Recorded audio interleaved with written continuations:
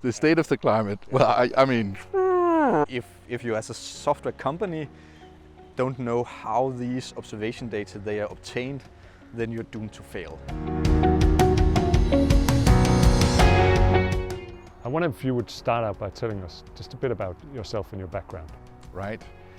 Well, I'm a physicist, a geophysicist. So I actually spent the first part of my life studying oceans and specifically climatic changes due to oceans. And then I had a chance to work at DMI, so the Meteorological Institute.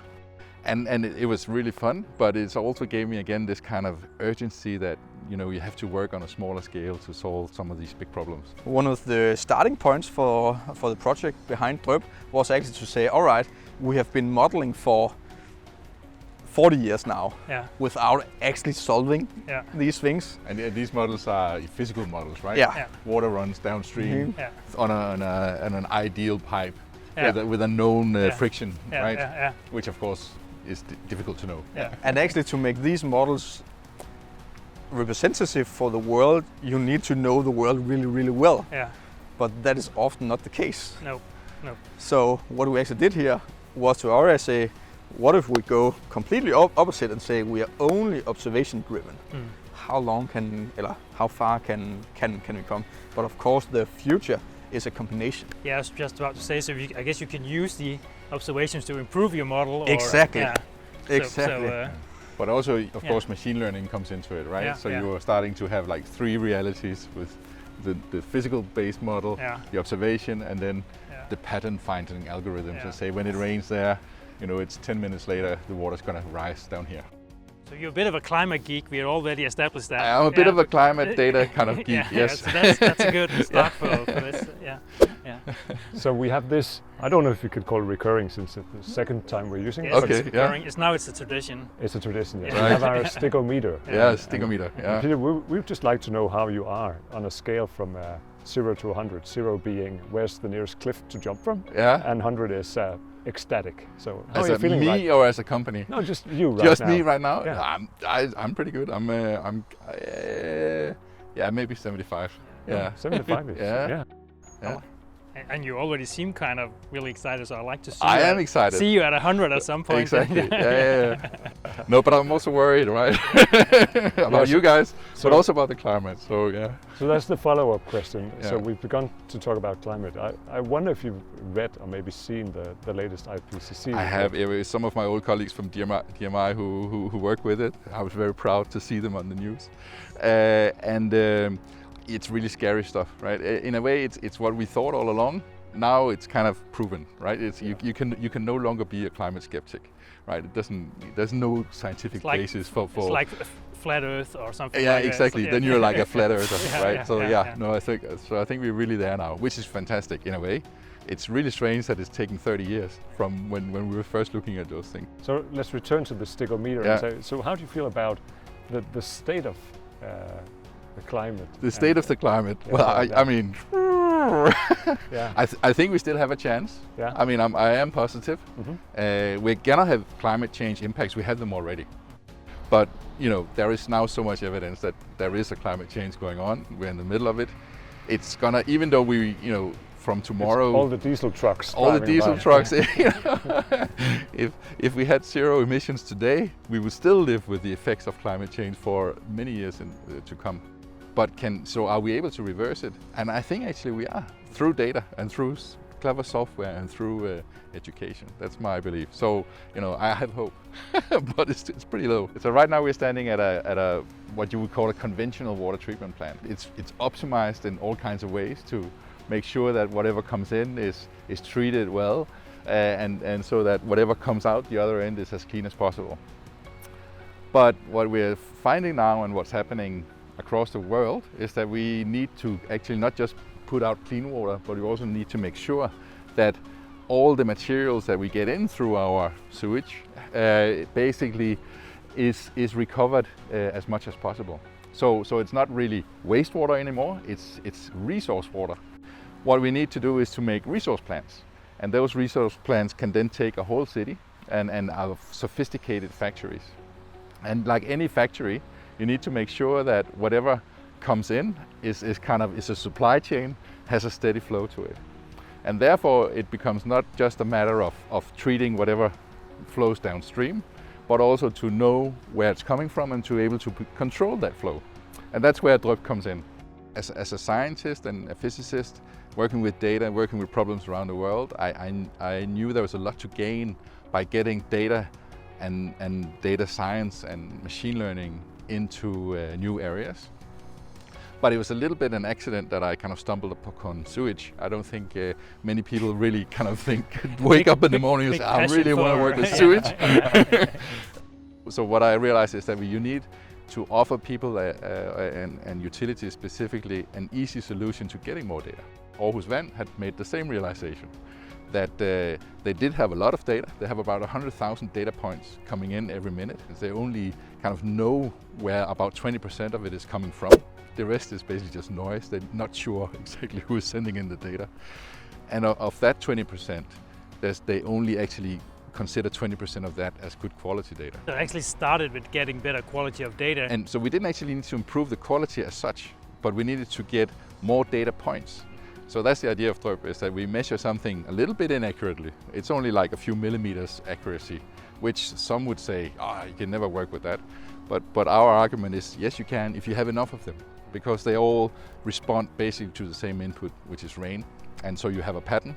And whether they are absolutely right or just relatively right, you can use that pattern to gain knowledge, especially when you then combine with this other existing data. This is actually some of the points with actually collecting all of these data from different data sources, because when you put them together, all of them are wrong. Yeah. That is what we're sure of.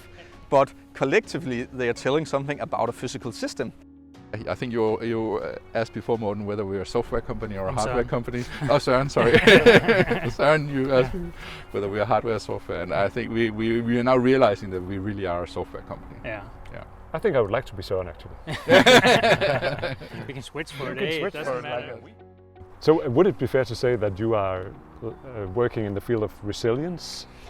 Yes. Yeah. So basically, the big idea, if we really want to go there, right? If we can understand the existing system, our thesis is that there is so much spare capacity in that system, because we have these 3,000-4,000 kilometers of pipe laying out there. So when we need to make the city resilient to like really heavy cloudbursts, the capacity is actually there if we could just spread out that water. So what if we, by knowing exactly what the water levels are everywhere, can start to kind of shut off parts of the system and just let them fill out slowly with a little bit of rain, and then focus all our capacity on draining that area, which is full of where you're going to have a problem, you're going to have flooding, or where you're going to have an overflow into the ocean. So our climate adaptation in the city is not about making everything 3 or 4 times bigger and spending huge amounts of concrete, letting out even more CO2, but actually just using what we already have in a smarter way. Aarhus Water and Aarhus Kommune has kind of reached a point back in the mid 2000 where they acknowledged that the traditional approach to planning and operating these systems was not economically viable. Our investment horizon is often 75 to 100 years. So what we actually have worked on here is actually how can we make sensor data, observation data, as cheap as possible to obtain, and then we have also worked on how can we use these data into our daily operation so we actually get a better decision basis for our long-term, both our short-term but also our long-term decisions. We are using data to make us the city more resilient. I've seen a lot of these huge tanks being built around the city. That's one way, yes, is to build a lot of these reservoirs. Yeah. The problem with all those things, and that you're using them now all over the world, is that you don't know how efficient they are over time. So when do you need to go and clean them? Because you're putting all kinds of exhaust oils and so on. Again, you need data too. Again, you need data to know exactly when do you need to go and maintain these structures for them to be efficient. Yeah. So yes, that's part of the solution, but maybe we don't even need that, right? Maybe we can do it cheaper just by using what we have. And in Aarhus, you made a really clever thing in just trying the municipality, also with the Dryp data logger, to see when there was an overflow just by looking at the salinity of the surface water. That's just a clever thing. That really impressed me, because I hadn't thought of that. Oh, nice. Yeah. So thinking about that, do you have any idea how far are we, like in Denmark and in Aarhus, with this? The Aarhus Vand is really thinking outside the box. Yeah. And the Danish industry in general, the water industry, has been thinking outside the box, because they have all been able to put up the water price. So when you pay for your tap water, 90% of that cost is actually your sewage, getting rid of the sewage. Yeah. And it's very cheap to pump water out of the ground, and still we have in Denmark one of the highest water prices in the world, which is a great idea, by the way. But it also means that there's been a lot of money in the wastewater industry, and there's been a lot of willingness to invest in new solutions, and that really means that Denmark is at the forefront. And then I think now, having worked abroad a lot and looking at how we share data, the way we work with data in Denmark and the trust we have between, to our authorities and between authorities, really means that we can get the most out of data. This is stuff coming in from your toilet, right? I mean, this is what it would have looked like in the city in the Middle Ages, where we basically have this, well, if you look closely, you'll see all sorts of interesting stuff there, right? And that's the stuff that we need to capture, right? And so that we have nutrients to and everything else to use in fertilization and reuse for all the heavy metals. When you test for your COVID vaccines, this is the stuff, right, where you have your markers, and you can say, okay, so there's an outbreak now. What I know in other places where they test for how much cocaine is there, are the prices low, or what's going on here at the moment, right? What Malte in his PhD showed was that it's actually a better measure to see that water level at different points of the upstream structure, so the weir, in order to get an accurate flow measurement, because it's much more stable than if you had an actual flow meter placed somewhere here where you try to measure the velocity of the water. Now everything is calm here, but when we get these cloudbursts, then there's actually coming so much water down from the Viby catchment here that this structure here is completely filled, and this channel here is filled, and the flow rate is actually around 15 cubic meters per second. And you might see there's some toilet paper lying around here.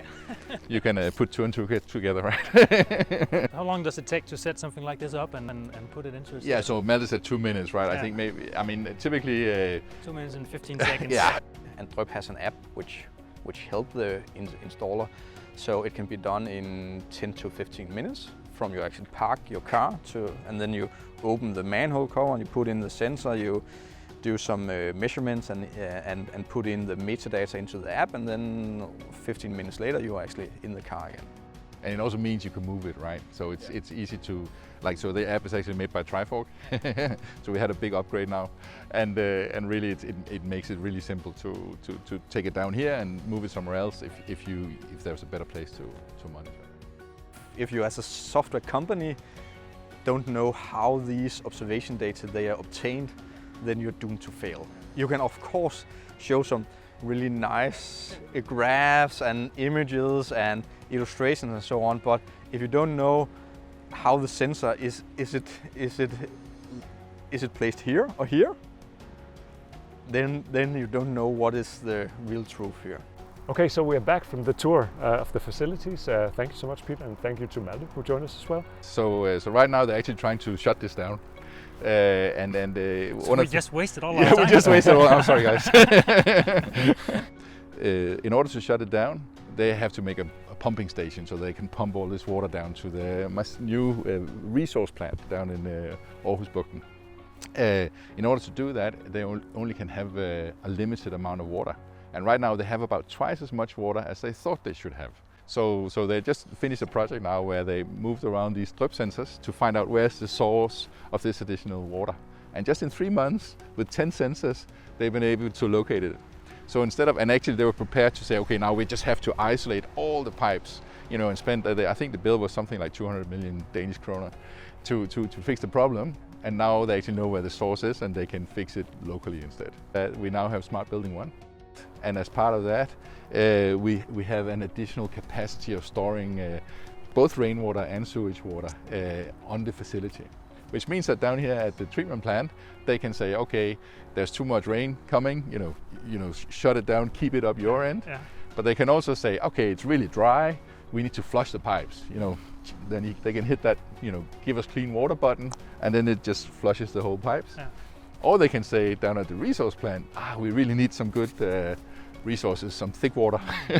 Please send that our way. So in that way, we are, obviously Smart Building 1, you guys have to go to the toilet a lot to make it a real difference. Really work, yeah. But you're proving the point. Oh, we do. Yeah, we drink a lot of coffee. Yeah, exactly. Yeah. So just to round things off, Peter, I'm just gonna reset this to about a 50. Yeah. So where are you right now? How do you feel right now after this? So me, personally, I think I was at 75 before, right? But you guys really made some fantastic questions. So I'm not quite at 100.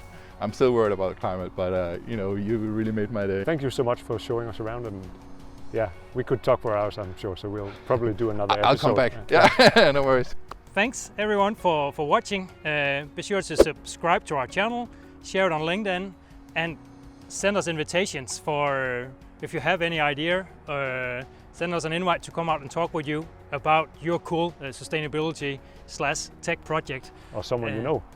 See you on the next episode. Yeah. Thank you. All right. Det er delt også varmt at stå her. Ja, du fik den også lige bæret før. Ja.